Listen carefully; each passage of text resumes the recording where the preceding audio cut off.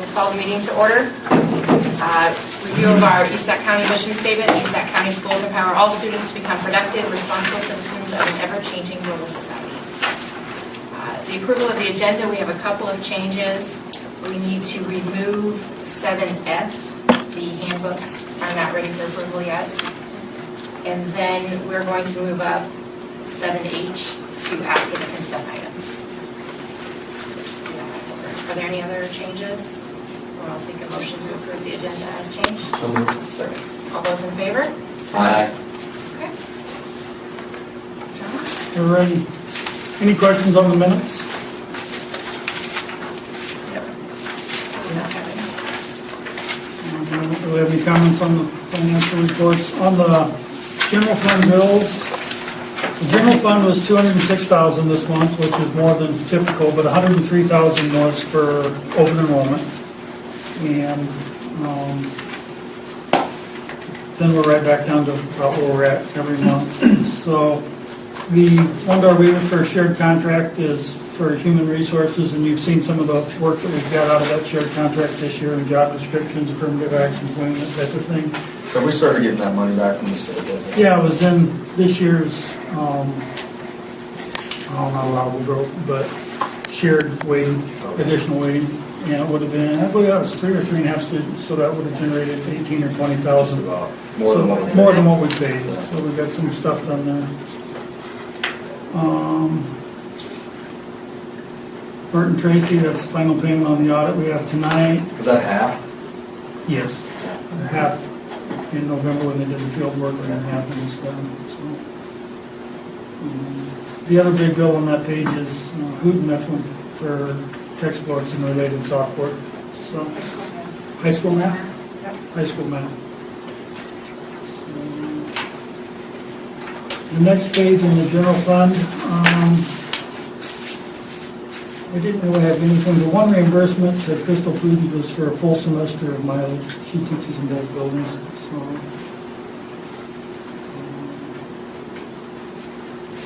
the activity fund, the first one there to Albright Oil is for concession supplies.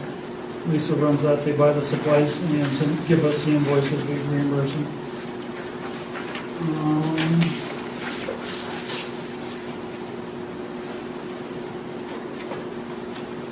Down on the SAVE fund, Aircore Wireless would be for switches and infrastructure for our network. Wireless hubs. All campus security would be video surveillance, cameras and equipment. John, on page 7, Best Western Starlight Village, you didn't go golfing, did you? I didn't get to, but Dylan did since he made state, so yeah. Good for him. In the middle of page 8 there, what is that CDI? That's help me out, Beth, but I believe that's our new switches. That's and CDI? Yeah, firewalls. It's either the... 26,000. It's either the Chromebooks for the 3rd and 4th grade, or is it 26 or 23? 26. That'd be the Chromebooks. Okay. And the 23,000 would be all the new switches, and that's E-ratable as well, so we'll get 75% of that one back. So the 23 one must be coming next month. We don't have that one yet. Yes. Yeah. We're talking about tech equipment. Is everything running good and everything's like sufficient? It's all, we're good to go on pretty much everything? Yep. Some of it's being updated this summer, Yeah. but yeah, we're looking very well. Done quite a bit this summer on kind of the things nobody sees. The firewalls and switches, and they're about 6. Things we need. Yeah. Keep it going.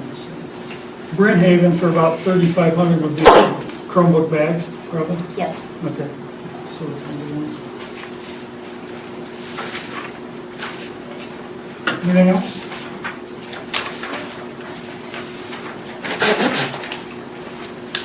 All right, well, I'd entertain a motion to approve the 2 sets of minutes, the financial reports, and the invoices. Second. All those in favor of approving the consent agenda items? Okay. Before we go on, I want to ask him about this bill. Oh, okay. Just in the last couple of days, we received the agreement between the 2080 between the school and Sac Community Center for next year. And we'll put that on the July agenda for approval, but typically we've paid this invoice July 1st. And I'd like to go ahead and do that unless any of you foresee a problem with that. Is that for the 15? Yeah, for 15,000. So we'll plan to, this will be on next month's bills, and this will be on next month's agenda for approval, but we'll go ahead and send the check in on July 1st. Great, thanks. Okay, then we will move on to item 7H, discuss and approve 2016-17 music trip. You're up.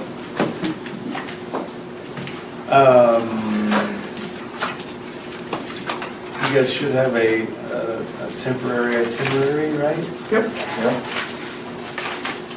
Well, I shouldn't say temporary, but that's the working itinerary. I don't expect it to change a whole lot from there, but trying to give the kids some experiences they can't have. We've come to the realization over the last few years that they don't get a lot of cultural experiences, maybe from home or other places. So we try to either bring them to it or bring it to them. And this is just another example of that. This last year we brought the Stan Kenton Orchestra. A couple of years ago it was Opera Iowa. This one is going to be a chance for them to go see a jazz club and a dinner theater. And then of course you've got to throw in some stuff that maybe they're a little bit more excited about, and they're like a Worlds of Fun and that type of thing too.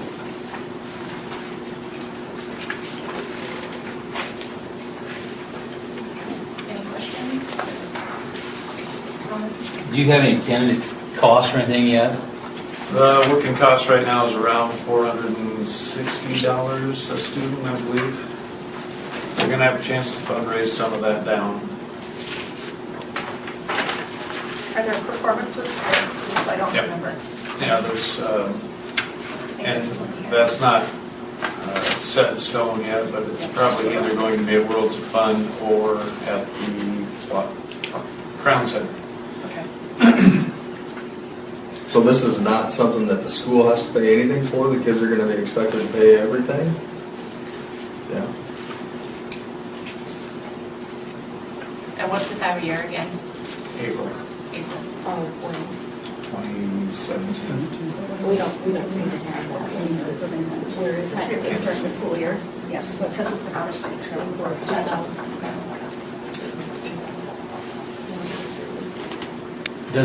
Will it interfere with prom or any of that fun stuff?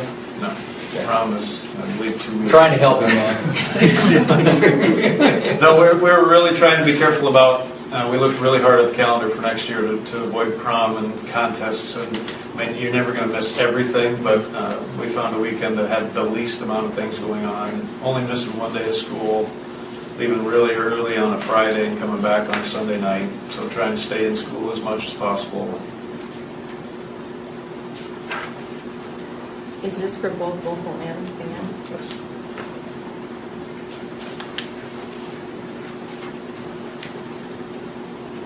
So it's 9th through 12th grade, right? And it is a nice opportunity for our kids to kind of get beyond the school and really experience a different culture and different opportunities in it too. So Yeah, I think it's a great thing, and so I would make a motion that we approve the spring 2017 music trip to Kansas City. Out-of-state music trip. Thanks, Jay Stoltenberg. Second that. Second. Okay, there's been a motion to approve the out-of-state music trip to Kansas City in the spring of 2017. All those in favor? Aye.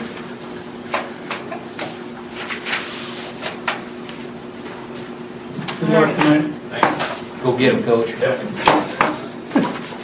All right, we will move on to the superintendent's report. I think before I get mine, Kevin, do you have anything that you wanted to say about the items that were in the packet? there's a high school board report included in your packet. There's just a couple items on there. Orientation dates, those are just things just to be aware of as we get closer to August, and summer's flying by here, but August 11th, August 12th, August 15th and 16th are orientation dates, and we ask each class to come in, and it's just an opportunity for them. We go over the handbooks, we go over some of those important policies that we deal with every year, from the academic policy to good conduct to the attendance policies, all those types of things. The kids also get a chance to get their schedules, and Mrs. Miller is present as well. And that's a time for them to look over their schedules and do I want to make any changes, those types of things. And we've always had really good attendance, truthfully, when we have it. And we alert our coaches that so they know that their practice can be adjusted to that. We start at 9 o'clock. The freshman orientation is always a little different just because this is their first walk into the building, so they're kind of coming in with eyes this big, and parents are a lot of our parents come with the freshmen as well. And so we do that. We allow an hour and a half for our freshmen. Again, they'll get their schedules. We give them a tour of the building. We also have Kenny McClure there, not to scare them, but to go over that student driving license that a lot of our students get throughout the year. And so he goes over all the ins and outs of that. And I'm always surprised how many questions the parents have of Kenny about can they do this, can they do that, and that's really what we want for this orientation to be about, is giving parents and kids a chance to ask questions about things that go on in the high school. And really ultimately for our freshmen, it's about trying to kind of calm those nerves for the kids and the parents for that first time they walk into our building. Then I did include, just so you know, kind of things that Kenny goes over when it comes to that minor school license right there. And it's kind of encapsulated, but it's pretty good information. Then the second thing that we have that we're working on right now is the internet safety meeting for parents. And we're looking at August 31st at 6:30 right now. And really how this has kind of started as more and more of our students are getting laptops, Chromebooks, whatever it may be. We're finding that we field lots of questions. What can we block? What can't we block? How do we do this? Those types of things.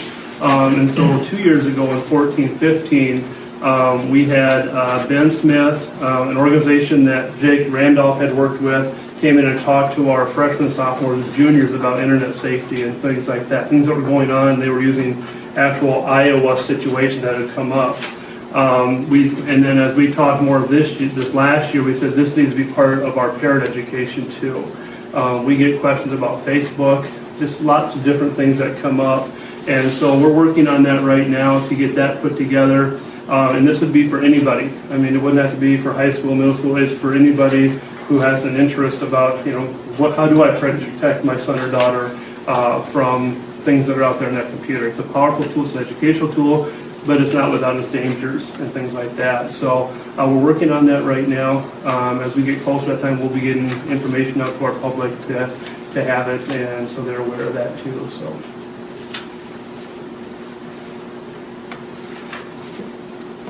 Okay, a couple of updates for you. We had we had several days of really worthwhile professional development after students were finished. One of the days was something that I think we had mentioned to you before, the board meeting before we actually participated in. Our licensed staffs, all of our teachers, participated in a day at Fort Dodge on Iowa Central Community College campus. And I would say probably of our 80 faculty, there were probably 72, 74 of them there. And it was an awesome day. Kevin and I started the conversation based on a visit that Iowa Central Community College made to our campus here. And then we started talking to them about, well, one of the things that we are concerned about is that basically what we have are licensed staff who went to a K-12 experience, so they went to a four-year college, and then they come back to a K-12 experience, and what they know is 4 years of college. I mean, that's pretty much what they can advocate for. And it doesn't mean that they talk against or speak against 1 or 2 year programs, but they don't have any experience with them, actually. Our career and technical teachers do, because they probably have a different relationship with their students as they go on to career and technical fields. So the itinerary for the day was that we were welcomed by the president. Then we had some updates about job shadowing and internships and externships, of which we have some teachers participating. They had a workforce panel for us of 3 fairly large businesses in the Fort Dodge area, and they presented some basic information to us and then really opened it up to our faculty. And it sort of amounted to the fact that all the things that we talk to kids about, like soft skills, are important, and what you wear to an interview is important. those employers reiterated. And so then some of the staff would say, well, what do we do to get them to really understand it? Just keep telling them, they said.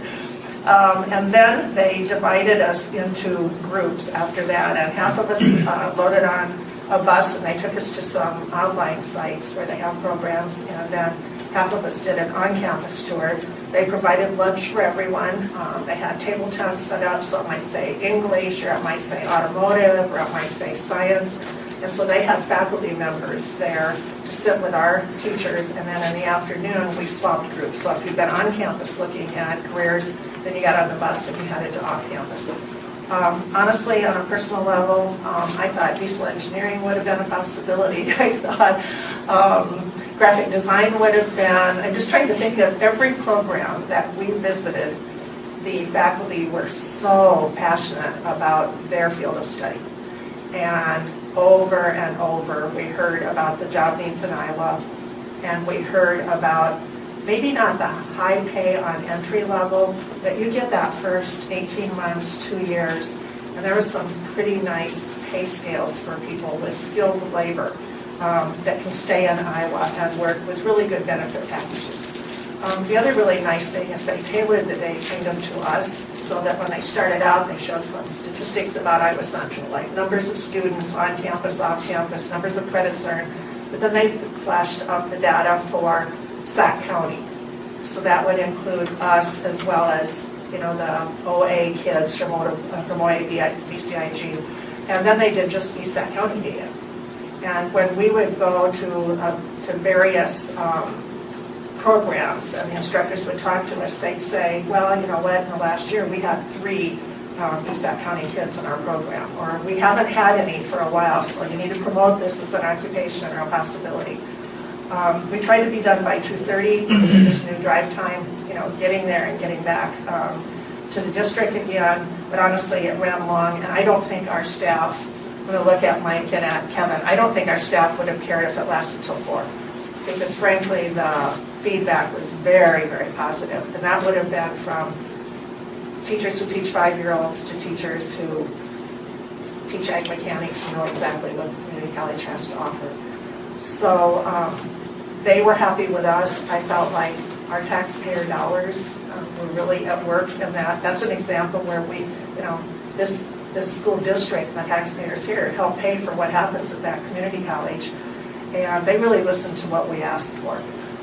What Kevin and I talked about that we really like to do in a follow-up year, and we haven't gotten real serious with them about talking about it, but it's the next step, which might be, could we do some sort of a one-day externship where they'd say, we have this business that will take 5 people, and just job shadow for a day in that business. And then here's a manufacturing company that will take 3 people. And try to get our faculty actually out into some of the workplaces to see what the science, math, writing, reading skills are that people are using every single day. But I think you couldn't have walked away from that day and not understood that 1- and 2-year programs are alive and well in the state of Iowa, and that it's very respectable work, it's high demand work in Iowa, and that some manufacturing in particular is just waiting for those kinds of employees. And they would talk about, like the welding program, they would have kids that would leave in January because they were needed in North Dakota, and they had high-paying jobs that they could lure them away, and these students would say, well, I need to finish up in May, and the instructor was saying, you know what, go. This welding certificate you can finish some other time because it's just and you're good enough at this that we can get this figured out. You need to go take that full-time job. So pretty surprising about the range of areas that are high demand in Iowa. But the other kind of interesting piece is right on their campus, they operate a tech center that does all the testing of gasoline. And so when you go to the pump and you get ready to fill up, and it's got that little safety sticker on it that's maybe dated as recently as the last 24 hours, those samples are all sent to Iowa Central. They work with, I think it was 41 states and a couple foreign countries, but it's all self-supporting just in this little lab area that honestly is probably not much bigger than this library. And it's very well-kept secret. but it's pretty high-tech work. And they talked about things like that in the state of Iowa, that Iowa has just a lot of very small kinds of tech innovation centers that sometimes these students can walk out and get into as well. So the work that kids do, I mean, they had samples of work for us in some cases to take a look at, like auto body painting.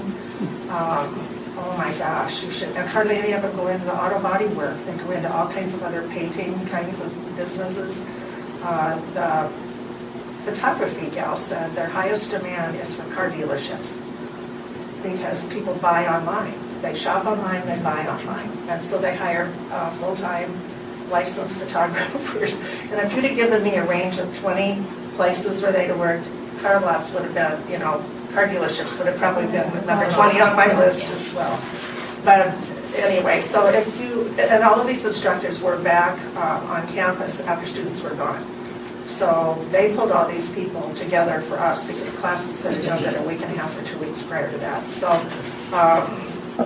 really good of them to do, and I think we really saw it as a partnership. And some of the same people that are working with us on the academy were also instrumental in this. So they've got a huge interest in just trying to continue to develop interest in Iowa Central and what the programs are. We did go to the Simulation Center for Nursing at the hospital, and it has a simulated EMT center. It has like a surgery room, nursing rooms, mannequins that are like $100,000 each, and they have babies and infants and toddlers and adults, and they can simulate anything that you would, they can give birth, and they put them in the EMT, in the ambulance simulation, and it bounces around, and there's dogs barking in the back, just exactly like it would be if you were in an ambulance and you were under those stressful situations, and they train right there. Students can get 4 times the experiences they were claiming from the same numbers of hours on the floor as in the simulation center, because the simulation center, you're not sitting and waiting for patients to come in with certain kinds of things. But it was very interesting, and it was paid for by the Federal Bureau of Labor helped pay for that site in cooperation with the hospital. So it's a wing that's just built right onto the hospital. And so now they do EMT trainings, nursing trainings, and they're just kind of opening that up because communities can't find people to come in and train. So now you can just buzz over to Fort Dodge and do trainings right there. But again, those people were pretty passionate about what they did. So that was a really awesome day. The second day that was for all of the faculty was a tech day that primarily Beth arranged. And it was about 25 sessions, 5 different time slots during the day, with multiple sessions per time slot for teachers to choose.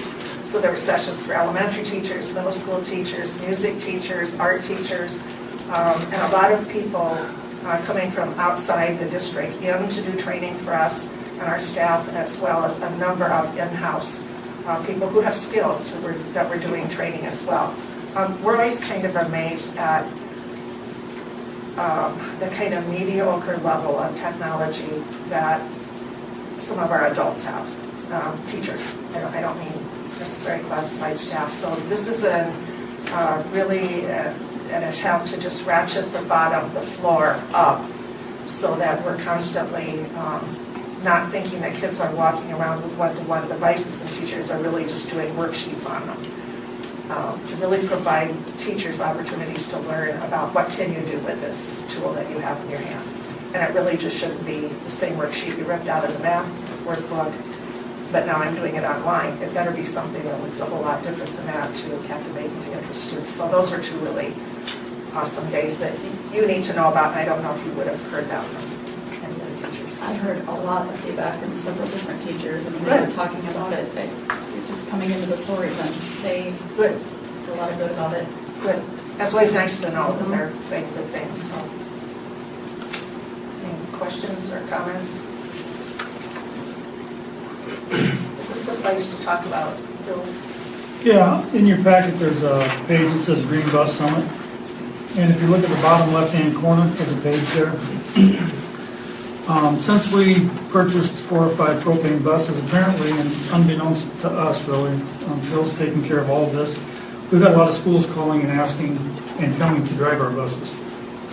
as this is kind of catching on. And so Phil and our district, I guess, we're one of the 3 schools from across the country that have been selected to receive this award. So good for Phil, I guess, he's kind of taking care of all that. And this Propane Education and Research Council is going to fly Phil and I believe his wife out to receive the award in Reno in late July. So we told him we'd give him a day off. Well, we better. So that's a neat deal, and I've left it up to him. When he gets back, I'm sure we'll have more information, and if he wants to come visit with you, I've kind of left that up to him. So. All right? Good deal. I put just 3 pages in the packet on just some financial information, a couple things we've talked about the last few months. I had thought maybe it would be much longer than this, but with the audit and stuff, I think this will be adequate. So if you look at the page about enrollment information, certified enrollment, kind of surprised me that from October of 12 through 15, we're only down 16 students. Sometimes it feels worse than that, or it feels like more than that when we're trying to do the budget or something. But we had a little bump there, and then a big drop, and then a slight drop the last year. The numbers for October 12 affect the fiscal year 14 budget, and then on down the list, so that last October's numbers, October 15, will really affect the fiscal year 17 budget that'll start here in a few weeks. So that's kind of the lag time we always talk about. Open enrollment in and out. You can see there we currently have more in than out, which is a good thing. Although we sit here and see this 100,000 going out tonight, I haven't received checks in the last 2 weeks for 110,000 that I'm going to put in the bank. So it's back and forth. So that's the One thing that I interject about open enrollment that I think John and I talked a little bit about is that I would say probably one of the most common open enrollments in and out are for people who move. So I live in the Carroll School District, I move into ESC County School District, but I still want my kids to go to the Carroll School District.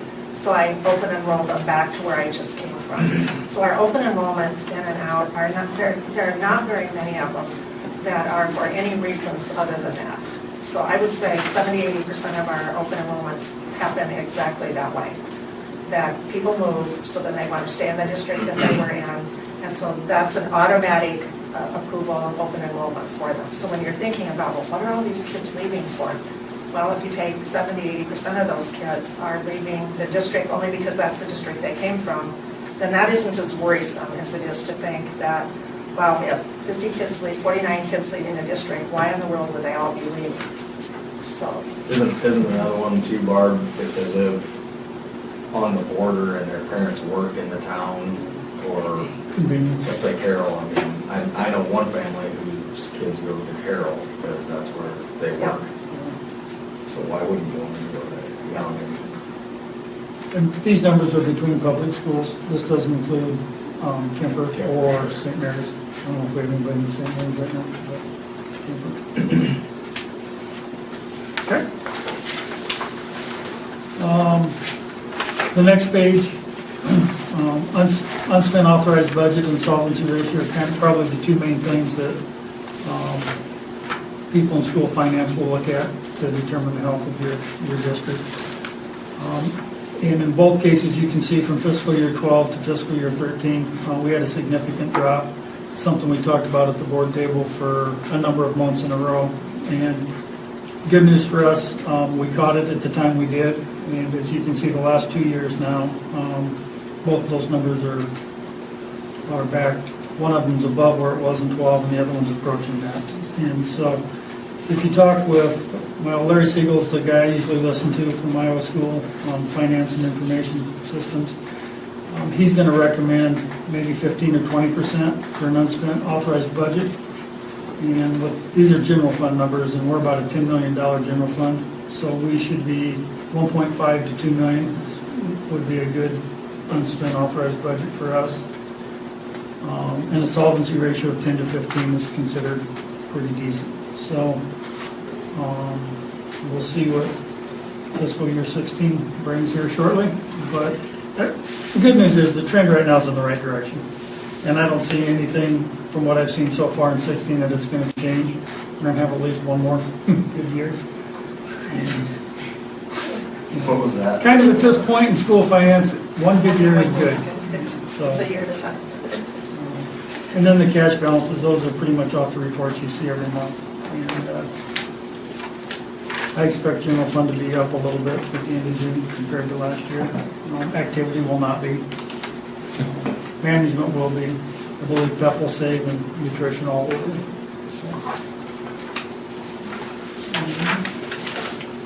Then the third page is just a little tax history.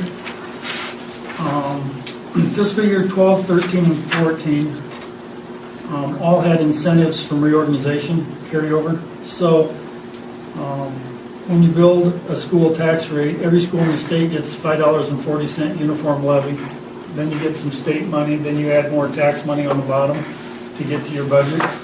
The uniform levy is normally $5.40. So that's the base you start from. In fiscal year 12, ours was only $4.40. So we had a $1 discount that the state made up for reorganization incentive. So that year, that comparable rate would have been $11.07 if we hadn't had that. In fiscal year 13, our uniform rate was $4.90.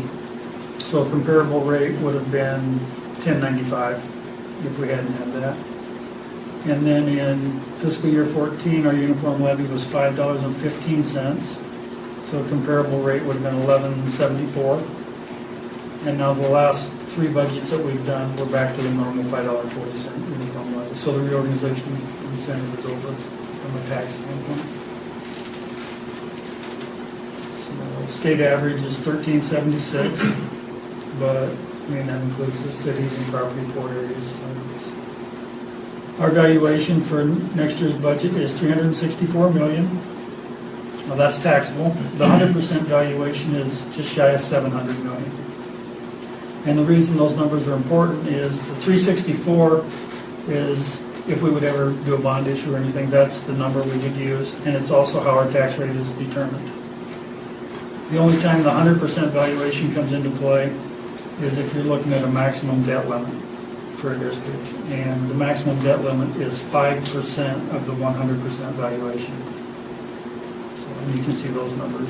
So in saying that, can a school do a revenue bond? Yes. Yeah, we could do, okay, let's just pick on our save money. It's guaranteed through 20, So that would be 29 or whatever it is. We could do a revenue bond on that. on that. Yep. And there's requirements, how much, Yeah.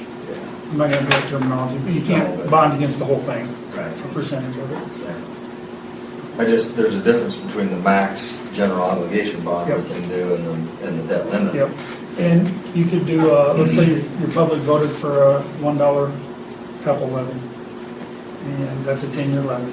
You could revenue bond against that also. So yeah, there are ways to get to that.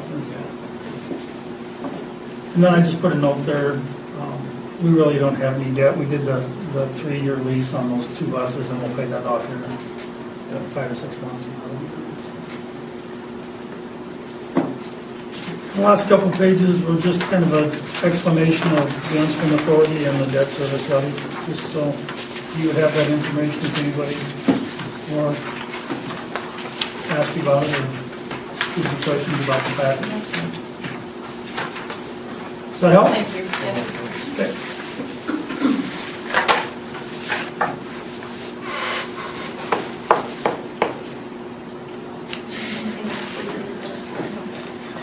Well, we can talk about. Yes. I had talked to Barb, or emailed her, I can't remember, it's been a couple weeks ago. Yeah, both, actually. As a result of our board goals that we had the last meeting that were put together, it was pretty apparent, I think, was it like 80% of the numbers went towards infrastructure and development. And so thinking through that that's our number one priority that came out of that, I asked her to see if there would be any outside resources, whether it's the AEA or the Iowa Association of School Boards, that could maybe come in and do some type of work session for us, where they talk us through how we should go down the path Or what are the important keys to walk down that path to come up with some type of infrastructure plan or facility plan, or just start us talking so that we know the right direction to go. So I think Barb was able to contact somebody from the AEA. Yep, I got a hold of our chief, who is the director of our ADA, his name's Jeff Hersberg, thinking that his context for working with us would provide him with more insight into our district, just because we're part of the ADA that he's the chief of. And I didn't call Iowa Association of School Boards, and I still could. But I contacted him and just said, would you ever consider doing the kind of work? In fact, I took the description that you gave me, that part of a sentence, and just pasted it into my email. And he fired back right away and said, yes, that would be awesome. I would be more than happy to help facilitate that kind of conversation. So I signed today when I was in Pocahontas for a meeting for teacher leadership. And he wondered if we'd had our board meeting yet, and did we have any potential dates? And I said, no, the meeting was tonight. So he's interested in facilitating that kind of conversation. And frankly, it's probably going to be a little easier just because of proximity. He's from lives actually in the Manson area. So for him to just be able to get here versus Des Moines, and if you would prefer to have someone from ISB, I can call them. But it seemed like Jeff might be the right person for this kind of conversation right now, at least. So he's done this kind of work. And I just kind of threw this out as an idea to maybe get us down the path, because it seemed like our focus, everybody's focus was on that. So sometimes, I guess in any part of strategic planning that I've been a part of, not saying that anybody here couldn't lead that session, but what I found is it's always better to have an outside individual lead those discussions, because it eliminates the worry or somebody here they can talk freely, I guess. They're not the ones having to make sure the conversation continues forward, or that we don't get off track, or they kind of help take us down the key points that they found, and somebody from the AEA who's been a part of this is going to know the areas that we probably need to focus on and spend more time discussing. It's just kind of a starting point to get going on that goal, because that goal is huge. I mean, there's no easy way to step into that, so I was just hoping there might be a resource that could kind of help push us down a path that might be the easiest. And to sort of link with that, those three areas were solid fiscal security. That was your third choice, okay? And that's via the report that John's giving me tonight. Now, if there's additional kinds of things that you want about finance, then you just have to let us know or let him know. But the purpose was, so where are we financially? And then, along with that, you had asked for open enrollment information in and out. You'd also said something about activity accounts, but that really needs to be closed for the end of the year, and then that information can come to you. And honestly, that's kind of a different cat in this whole deal anyway. The next one then was increase in course offerings and programming to better meet a wide variety of individual needs. So I'll bring you information about that at the next board meeting. And then the highest priority item was that infrastructure development. So it doesn't mean that we can't go ahead and schedule with Jeff, because I would imagine this is going to take a little back and forth. And when Jackie had suggested it, she suggested this might need to be a work session, aside from a regular board meeting, so that there's a work session set for something like that. And it also, I'm pretty certain, will be more than one time. Okay, I'm just guessing. So that was sort of the background of the information we got last month and how our conversations came about. And we've made no decision without you. This is just, would you want to do this, and would you like Jeff to be the person that can help facilitate it? I think you have to have somebody from the outside facilitate it, because they don't have the emotions attached to it that we're going to. Now, I don't think he needs to facilitate the increase in course offerings and that sort of thing. I can give you that piece of it. But on that next topic, I'm just going to ask a question. Will it work better for me to get some possible dates from him? And this is always the tricky part, is so when. I know for me, June is pretty tight the rest of the year. Yeah, I don't know. It wouldn't be. Even July for me is pretty.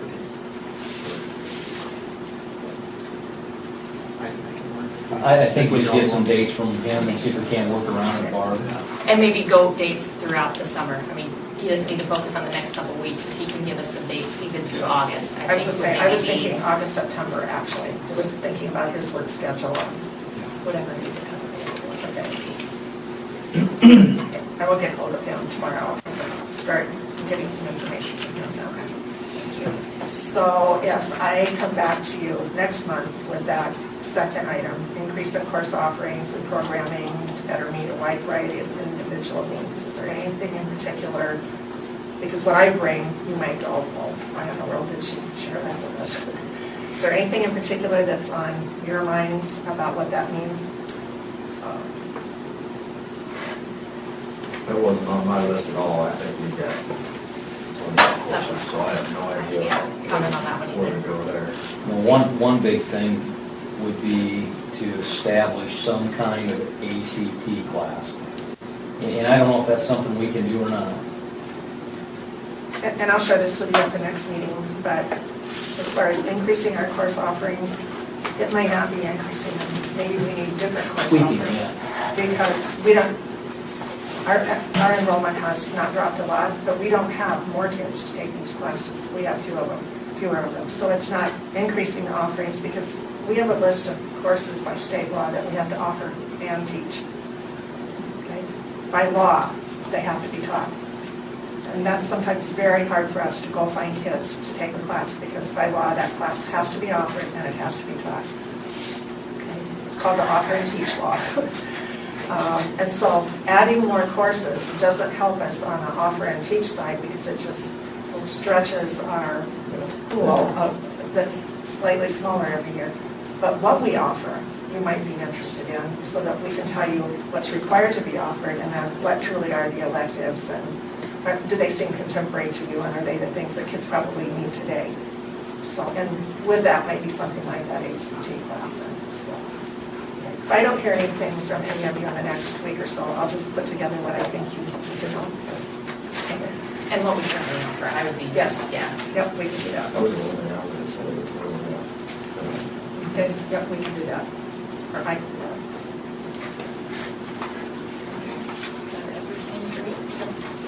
Then we will move on, and I believe there's any unfinished business. So new business 7A is discuss and or approve 16-17 administrator contracts. Our four administrators, you'll see their current salary and proposed salary based on 3.7% raise.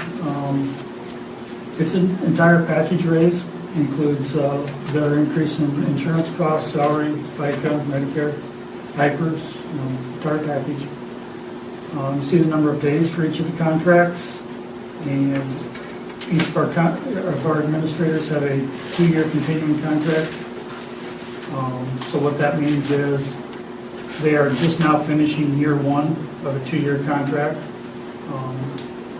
And then if approved here, they'll be issued a new 2-year contract, and they'll be in year 1 of that 2-year contract.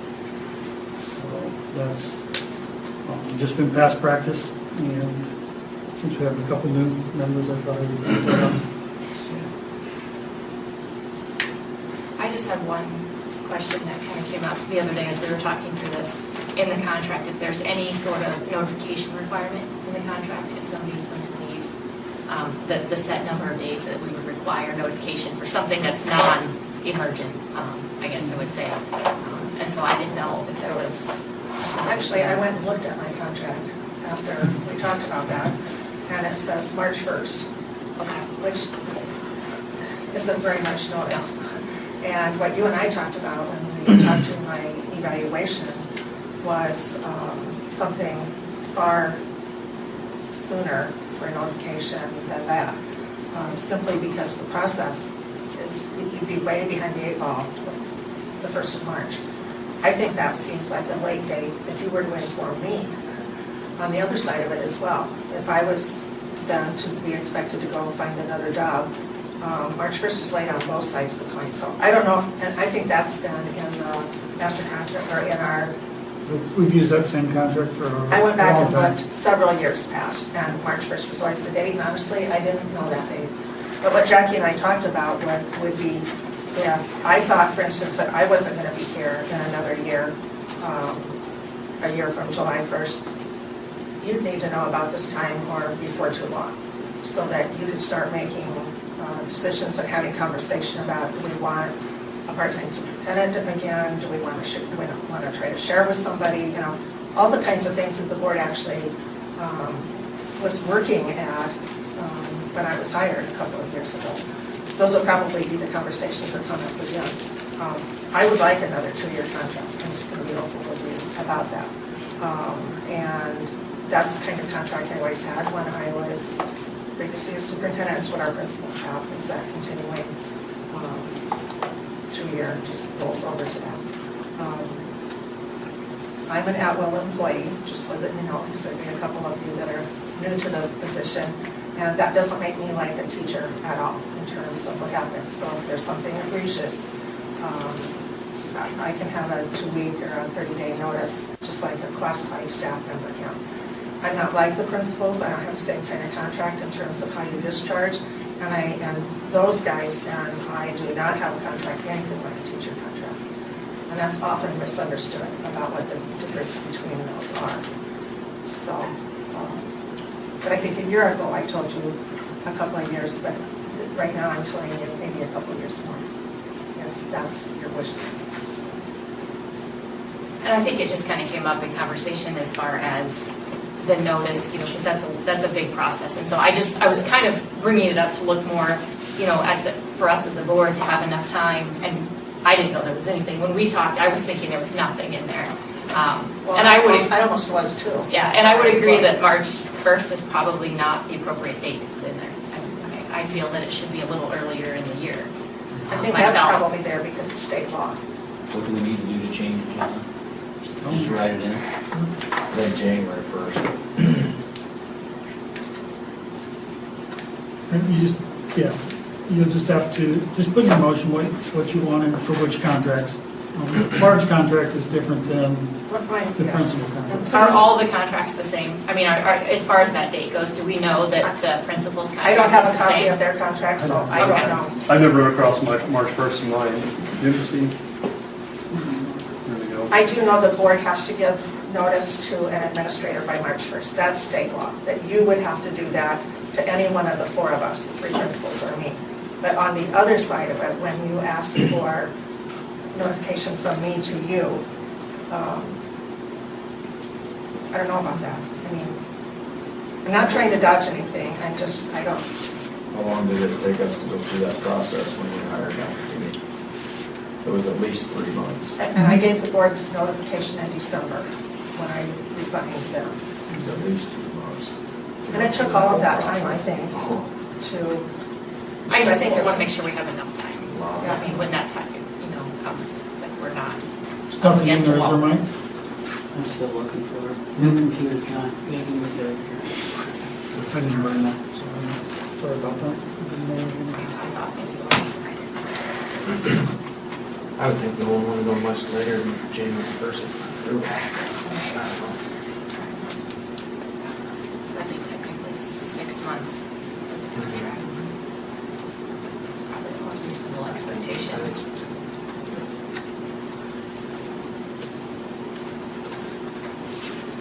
So, This is just me, okay? If I knew I was not wanting to come back, I'm not going to wait until January 1st because that's what the contract said. For one thing, and I said this to Jackie, I think too much of this district to let me cause a problem when I already knew it and just thought, well, I'm just going to hold on to that information. If I knew in September, that was my last year, you're going to know in September. Now, if there's some family crisis or something happens, then you just have to be understanding about what I might ask for, or what any superintendent would ask for. That I hope you will understand and believe when I say, I think a lot of this district, and I wouldn't, if I knew that, just hold on to that because it said January 1st. You wouldn't expect that, but what I'm saying to you is, just that when I knew, you would know. and it's. Maybe right after my husband knew, but. I was going to say, did he give you permission? Well, we'll see what he says. I don't think January 1st would be a date that if something came up March 1st, I mean, would we even be able to make you would we want to make somebody be a superintendent after January 1st? I mean, that seems to me like it's a courtesy date. Right. It's not a, after January 1st, we're going to be our superintendent. I agree. Principal. I do think though that the notification for you to the superintendent, whether it be me or anyone else, I think we have to look at that because I think March 1st by law is the date that you would have to notify me. And I think that Yeah, March but 1st date is the somebody same. To get a job after that would be, if that's what they wanted to do, that'd be way, way too late. But that's- There are termination dates for teachers, like we have to terminate by a certain date, and there are termination dates for administrators, and there are different dates. And I wish I knew, would have looked those up, but I didn't even think about it. At any rate, it's the right conversation, and we can. Is there, nothing's in there? So can I make the motion to approve the administrator contracts as presented and change the notification date to January 1st And the superintendent. For the superintendent. for the superintendent? I was to it for all. I think administrators. I don't know why you would. I wouldn't want you to do that without asking our attorney. No. If it's And not. remember, I'm different than them, Okay. so I think you better be, I don't think that you want that for them. But we can find out and come to the next meeting, because So we just make the January 1st. motion, for the superintendent, and then approve the contracts for the other administrators and then we can with let you the know. if- potential. Yes. We'll take a look at it. Okay, so let's start with So you work that baby how you want to work it, John, I'm going to approve it. Chris. Chris's motion is to approve the four administrator contracts as presented Right. and to change the notification date in the superintendent's contract to January 1 for non-renewal. And I guess we probably talked about this, but is that both ways? We have to notify her by January 1st too? No, that would be according to, that would be by law. That notification date's by law. Yeah, I can do that. So- Well, I don't want you to go anywhere, so. But that March 1st, I don't think that you can change. That's fine. That's the bylaw Yes. one. So we have a motion on the floor from Chris that I just stated, correct? And second. Then, All those in favor of approving the contracts, as John stated, with just the change to the superintendents to January 1st, and the dollar amounts as written on the page in front of us, say aye. Aye. Okay. This is on the agenda, but to clear up anything that, and Jackie asked me about this, a fact, we are building a house in Ames. Okay? I feel a little like our pastor a couple of years ago when he said, Randy Russell said, okay, I'm going to start this out by telling you that my wife and I are buying a house in X, but I am not leaving as your pastor. So we are building a house in Ames. And our primary residence stays in Lakeview. Our four youngest grandkids live in Johnston and Ames, and we happen to be Cyclone fans. So we go down there and we stay now, or we drive 2 hours to go to a 20-minute concert and then drive 2 hours back. Although occasionally we get up at the crack of dawn that morning and drive back at 5 o'clock to get back here. So someday we'll live in Ames, but it's not going to be right now. Will we stay on a Saturday night football game? Absolutely we will.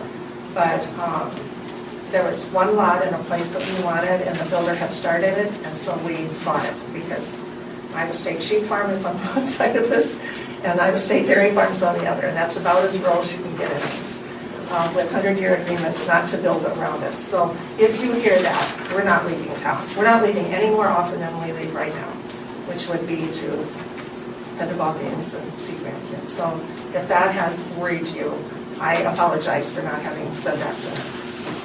But it's now on. Thank you for Like Yes. public putting TV. that. And I did, part of that was the conversation that we had during the evaluation, but I brought that up primarily too as we were heading down this path of maybe going through the facilities planning and things like that.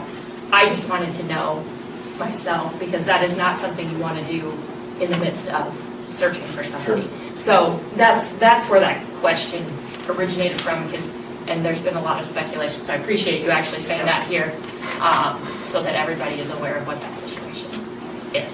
So Okay, moving on then to the classified contract discussion. Okay, those are in your packet, 2 pages, 3.7% package deal again, insurance or FICA with everything included for each individual. I was telling Jackie that the administrators and support staff are non-unionized, so each one is figured as 3.7% per individual, whereas the teachers are 3.7% as a group. So there's this little difference in how we do it, but it's all a package deal. Any questions there?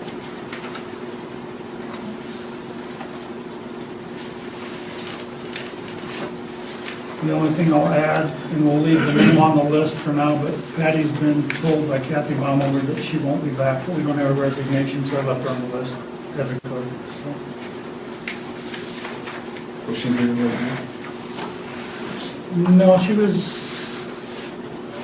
was in Wall Lake just for 2 hours to help with, as the kids keep it line, I believe. What happens, she used to be here.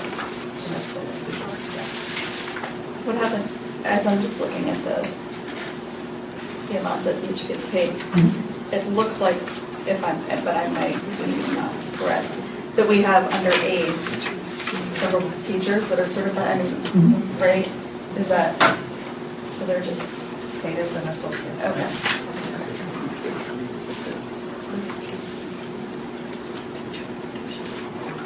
What are they primarily? Do they teach sometimes too? Or If they teach, then they're on a part-time teaching contract in addition to that. okay, so they don't get the perks and stuff of the. Okay. I just think. No.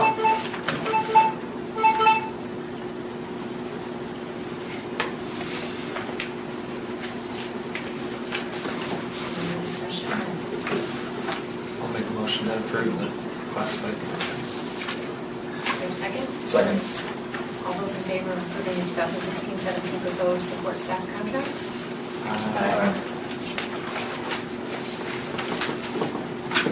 And moving on to the TLC contracts. Okay, there's a spreadsheet there that shows Sammy Bruce is our leader, the 3 teacher leaders, right? Yes, yeah. Then we'll have 7 PLC coaches listed below, 5 model teachers listed below, and then the mentors.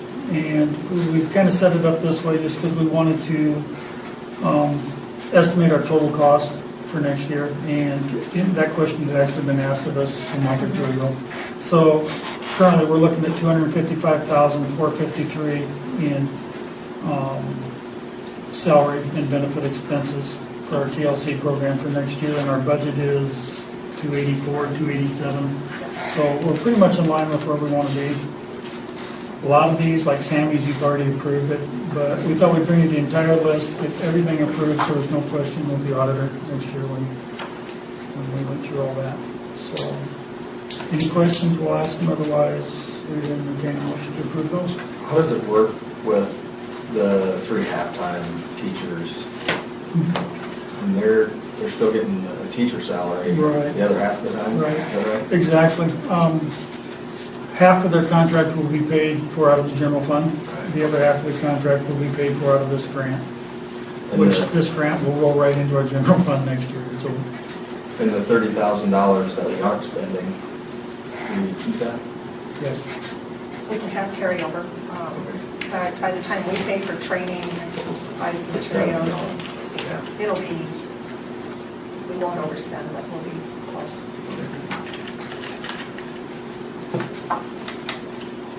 I'll make a motion that we approve the TLC salary. Is there a second? All those in favor of approving the 16-17 TLC salaries? Aye. So the work for this teacher leadership and compensation really gets started now. This was the hiring process that we're going to use. Sammy and I were at a meeting today. We're using a model called the New Teachers Center. out of New York, and some trainers worked with about 5 schools today. And then we'll take the halftime people with us 2 days in August, 2 days in October, 2 in January, and 2 in April, or 2 in March, I guess. And just from today, it's going to be really worthwhile for them. So, And we've got everybody that we need, right? no, but close. Probably under mentors might be the one place that we're, just depending upon how many new people we may end up hiring that because of some vacancies, and we might be a little bit short there. But we're really close. We're darn close now. So. And did you say that this group was maybe going to come in and do some presentations once the year gets started to kind of let us know where they're at? Yeah, we have a couple planning days with part of this group in June and July, and I would picture probably at our August board meeting that maybe they'll come in to the Sammy and Abby, Judy, and Tammy in particular, probably come in to start to present some information to you about what the rollout will look like during their teacher and service days and what their first 60 days of work will really look like. We kind of narrowed that down today and kind of got that cemented. So I felt a lot better about what we'll be able to see from those four people for 60 days of school. Thank you for approving it. Okay, we'll move on to fiscal 2015 audit. Everybody had a separate attachment, hopefully, in their packet, and then there's a hard copy to desk. 11 months later, but. Go ahead. Go through the stage page, right? No, we're not. Flip to page 18. There are 2 or 3 things I want to point out, then I'll answer some questions. And Jackie and I visited, there's a couple things we're going to email the auditor for clarification, but on page 18, if you just look at the left-hand column called General Fund, since that's our main fund that we worry about keeping everything under control. Revenues for last year were $10,101,000. And about 2/3 of the way down the page, expenditures were $9,610,000. So that's a little bit of good news in this audit. When we talk about solvency ratio, we talk about our fund balance divided by our total revenues. So on page 16, if you look under the general column, towards the bottom, you'll see fund balances restricted for categorical funding, $47,000. That's restricted, we can't count that. Unassigned, $1,359,000. So if you take that and divide it by our total revenues on page 18 of $10,101,000, you'll get 13.5%, which is the solvency ratio that we talked about earlier in my report. So that's where that comes from, and that's a little bit of good news. Go ahead and flip to page 31.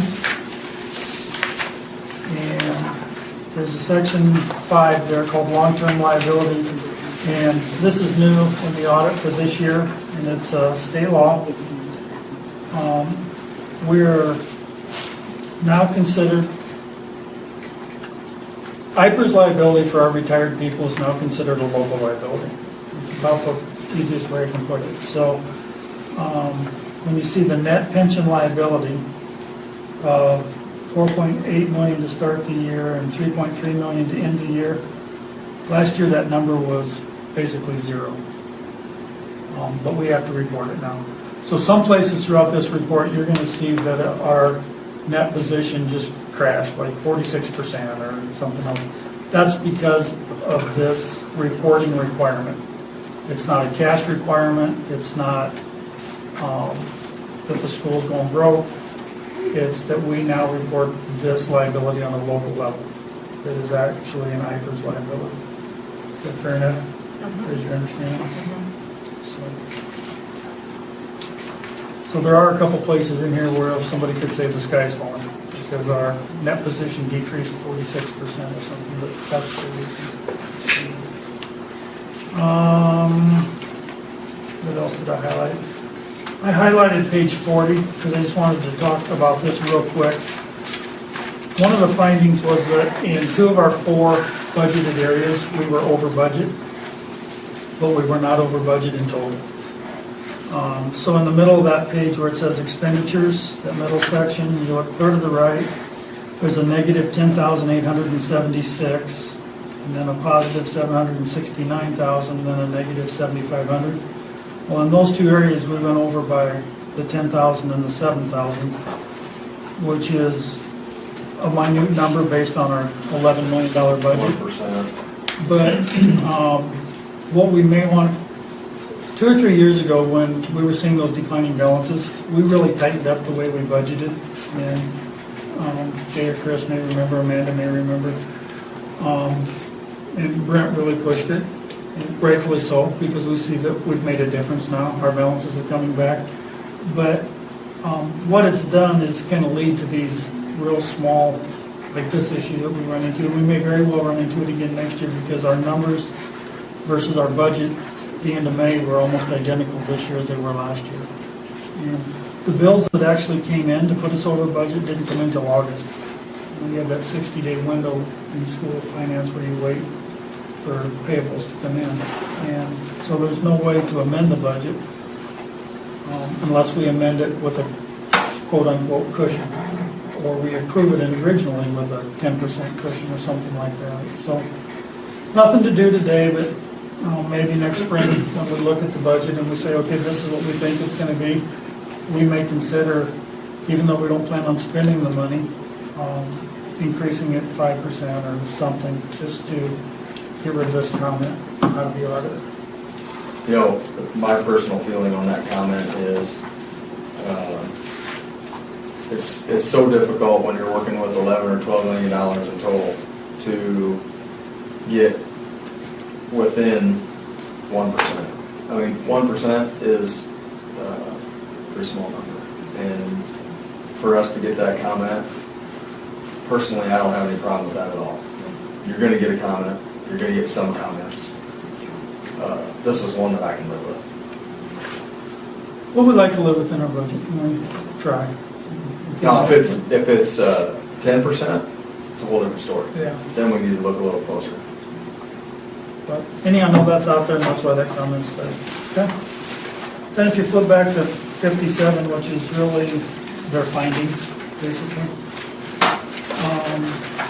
Segregation of duties, which is going to happen in a district our size. Financial statement preparation. I guess my opinion on that is we hire them to do them. We don't even try to make our own, so I'm not going to worry about that one. Signature stamp. We very seldom use it. Typically, all of our checks are printed and the signatures go on via computer, and that's protected by a password, so we're okay there. But we do have signature stamps in the office in the event we're having computer issues, and we did use them a couple times last year because of that, and against this comment. And the other part of that is, could somebody else come in our office and steal a blank check and stamp it? And the answer would be yes. And so that's where this comment comes from.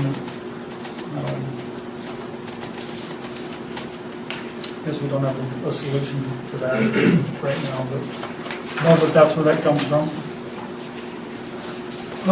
The budget we just talked about, no questionable expenditures, travel expenses were fine. We did buy fuel from Albright Oil while Lisa was on the board, so that's listed. The bond coverage was okay, board minutes were fine. We have a audit adjustment for enrollment, supplementary weighting, deposits, CAR, categorical funding, and SAVE were all fine. So, any questions that I didn't touch on? We'll try to get this to you sooner next year.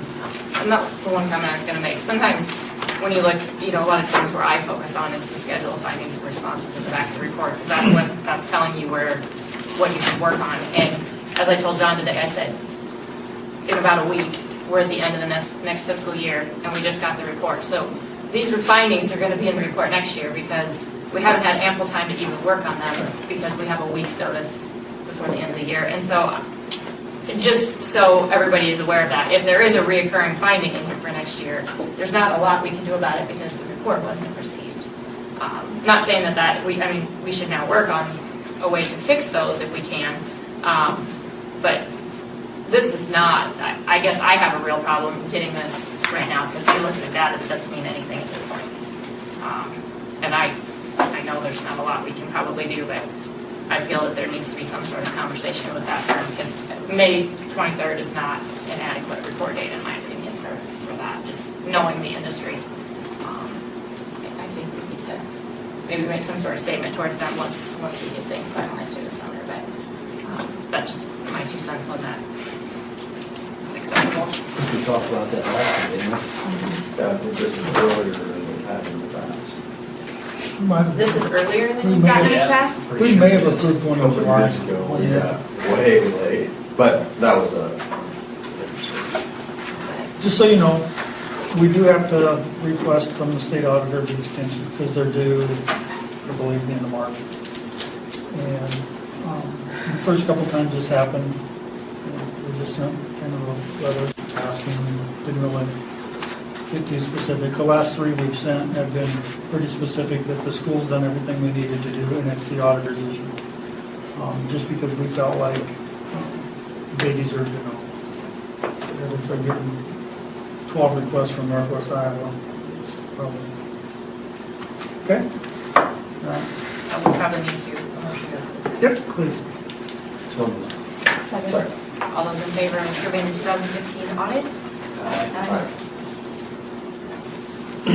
Okay, moving on, we have the approval request for early graduation. Looks like 7 students. And that would be pending completion of all the graduation requirements. So you could feel comfortable if you're approving them, that means that they won't graduate early unless they've completed all the requirements. so moved. Sorry. All those in favor of approving the early graduation request?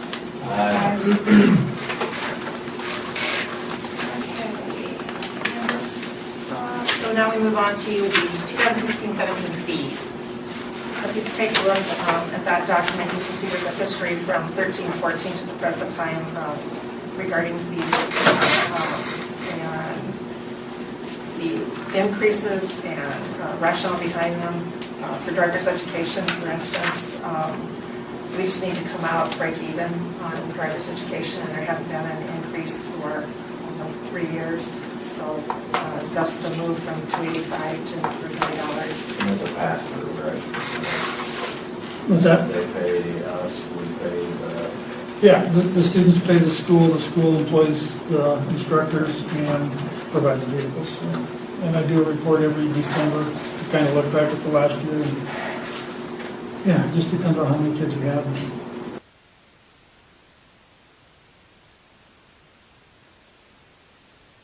Cost a few dollars. Okay, that's fine. Summer school is $50 a course for kids that are free and reduced. For any of these fees, they're on sliding scale. So if they're free kids, they pay no fee. If they're reduced, they pay 40% of whatever the fee is stated right there.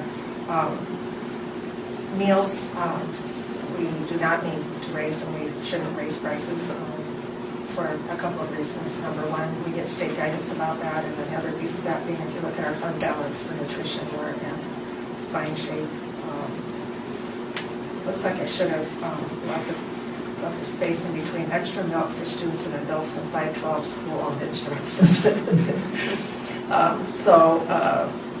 The next 3 after things that are more food service related are band, choir related. So rental of instruments, high school band uniform, and high school vocal uniform. Basically, that expense is for dry cleaning because that happens annually. School newsletter, if we mail it versus the person just acquiring it electronically. Preschool, we continue to write 0 in there just so that you understand that preschool for 4-year-olds is no fee. Okay? And that's just a reminder to parents that they do not pay a fee for the preschool kids. And then athletic passes, we had some conversation about whether it would be worth raising prices. But frankly, the topic of athletic departments and whether they have revenue and whether they don't, whether they break even or whether they don't, will never be solved through these fees. So here was the rationale. We want kids to come to events. So if we increase the price of the athletic ticket or the activity ticket too high for K-12 kids, then we defeat the purpose of having students participate. And in lots of ways, we feel the same way about the adult athletic pass as well. If we overprice that, then people just don't come. Well, that's no good for kids. It's real good for the district either. And a couple of years, we did increase that by $5. Family athletic pass. Now we're just talking about this really the same issue. Senior citizen pass. I'm pretty fired up about that. Age 55 to 64, and then that senior citizen gold pass, which is free. But we're not going to balance the activity budget on the back of passes, and we want people to come to events. So if you looked at it thinking, oh gosh, we've got negative numbers in some accounts, those will never be positive based on this. We raise it very much and we'll sell fewer than we ever sell. That's not good for our families and kids, nor is it for our kids that actually are participating, and we need a fan base to participate. So if you ask me how do these look compared to anyone else, I have no idea. It doesn't really matter because this seems like we did as well as we could to keep this manageable for families in our district as far as fees are concerned. I agree 100%. I make a motion All those in favor of approving the 2016-2017 school fees as listed? Aye. Resignations. The list of resignations that I would recommend that you accept: Amy Dearson as a high school associate, Deb Detman as an associate at the Sac Elementary School, as well as bus driver. Teresa Bettine did a co-student council sponsorship with another middle school teacher, and she's resigning her part of that job. Josh Anderson as a middle school science teacher, Bev Walderman from the Sac Elementary building as special education, and Taryn Unger from the Sac Elementary building as special education. I recommend that you accept all of those resignations. Second. Can you please let them know, thank you for the years of service and all they've done for the kids in Sac County. And Deb Devon's been driving buses. Long time on here. Okay, so there's a motion and a second to accept the following resignations. All those in favor? And it looks like there's 2 contracts for approval. Kevin Fender is a high school special education teacher, and we recommend him for the high school quiz bowl position. Gretchen Hoefling is a middle school math teacher, and she has shown interest in the position that Teresa gave us. So at this point, those would be the 2 contracts. Okay. Any questions? I'll take a motion to approve those. So moved. Second. All those in favor of approving the 2 contracts as listed? Aye. Just so you know, what that leaves us with then today would be an element for sure, these positions, an elementary special ed position, a middle school special ed position, and a middle school science position. Currently, we don't have anything in the pickings for that yet. There's actually 2 elementary special ed positions, and we have someone on faculty who's asked to transfer to one of those. So Mike and I are visiting with her tomorrow, I think. So that will be a transfer. Created another opening then? Potentially, we'll have to talk about that, whether that's an opening or not. Science and middle school special ed and the other elementary special ed. Mike and I talked a little bit about what the elementary special ed might look like, because pretty soon here we're going to be looking at in-house to see who has these licenses and where we do assignments and that sort of thing. So, but we have no applicants for these positions. Not quite true. We have an applicant or 2, but they're not licensed to teach the things that they apply for. And they can't get conditional licenses, so that's like, I'm not sure what they would call it.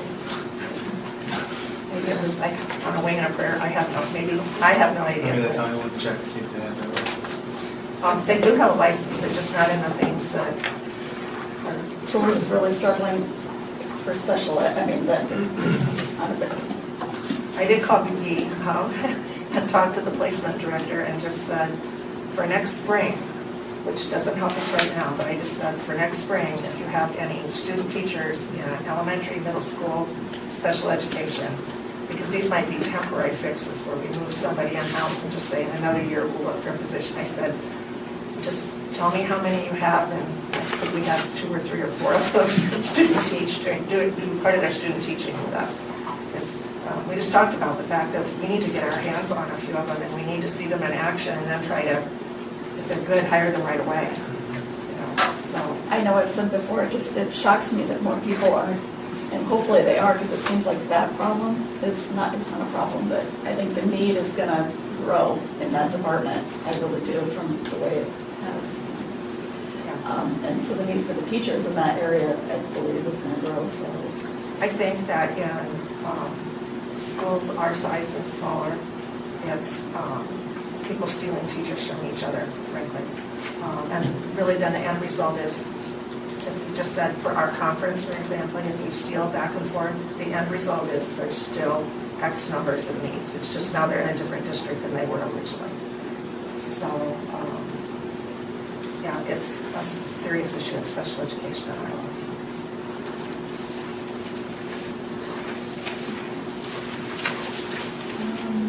Future agenda items for next month, and we need to find a meeting date. The handbooks.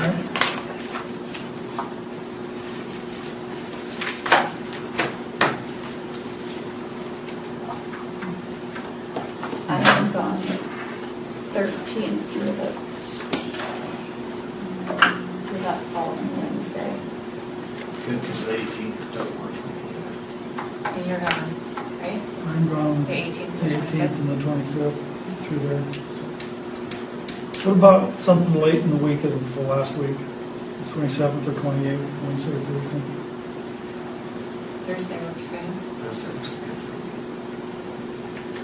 Oh, that's golf week. See, Wednesday's golf week. What about a Tuesday? Yeah, I can be here. Does that give you enough I time? was gonna John, say, to does get that things give you ready? bring it back? I can get a lot of the stuff you're gonna need ready before I leave. You know, the packet may come in the mail, go to the email, but, you know, I can miss on a Wednesday. it doesn't. Even if it's a Wednesday or Thursday, I'm not gonna get the packet done until Tuesday minute. I mean, it's gonna take me 3 or 4 hours to put it together, but even if we have everything ready. Any of those 3 work for me, so. 26th is best for me, but Let's go the 26th, and Tuesday. Is that the fair in Sac City, don't you? Oh, yeah. That doesn't start till Wednesday, does it? Wednesday, that's why I was asking. I This thought is we true. were- Unless you have animals. Are you saying you have animals Kids or then? For real. Animals. Like cows and pigs and livestock. Don't say anything, Barb. Do you want to do 5:30 again in the summer, or do you want to go later? it's fine. And I was not picking on you. Sure. Where at? Second. I'm going to look quick at last year's July meeting to just see if there's anything.